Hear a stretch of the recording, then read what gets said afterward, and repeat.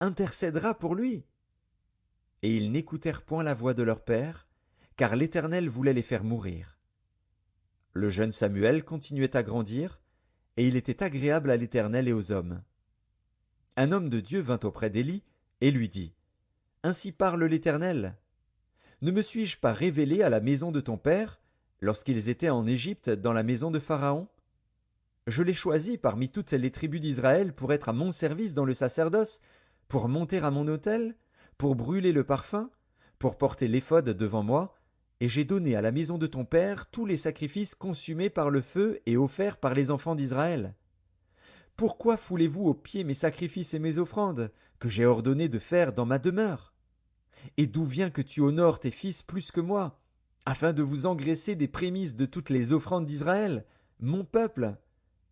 C'est pourquoi voici ce que dit l'Éternel, le Dieu d'Israël. J'avais déclaré que ta maison et la maison de ton père marcheraient devant moi à perpétuité. Et maintenant, dit l'Éternel, loin de moi. Car j'honorerai celui qui m'honore, mais ceux qui me méprisent seront méprisés. Voici, le temps arrive où je retrancherai ton bras et le bras de la maison de ton père, en sorte qu'il n'y aura plus de vieillard dans la maison. Tu verras un adversaire dans ma demeure, tandis qu'Israël sera comblé de bien par l'Éternel. Et il n'y aura plus jamais de vieillard dans ta maison.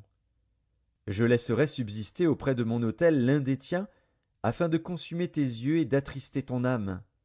Mais tous ceux de ta maison mourront dans la force de l'âge.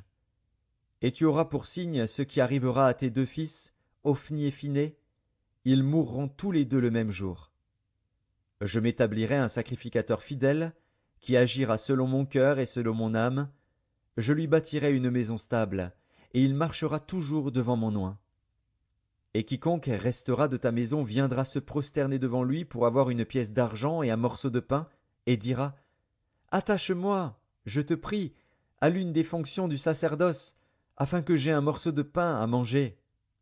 1 Samuel, chapitre 20. David s'enfuit de Najoth près de Rama. Il alla trouver Jonathan et dit: Qu'ai-je fait? Quel est mon crime? Quel est mon péché aux yeux de ton père, pour qu'il en veuille à ma vie? Jonathan lui répondit: Loin de là, tu ne mourras point. Mon père ne fait aucune chose, grande ou petite, sans m'en informer. Pourquoi donc mon père me cacherait-il celle-là? Il n'en est rien. David dit encore, en jurant: Ton père sait bien que j'ai trouvé grâce à tes yeux, et il aura dit: Que Jonathan ne le sache pas, cela lui ferait de la peine. Mais l'Éternel est vivant et ton âme est vivante.